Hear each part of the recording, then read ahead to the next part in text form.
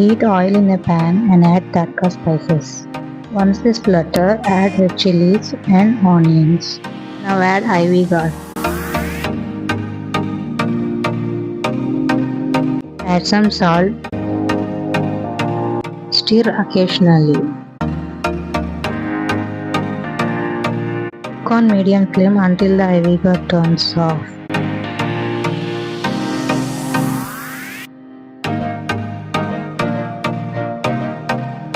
Once it's soft, add turmeric powder, chilli powder,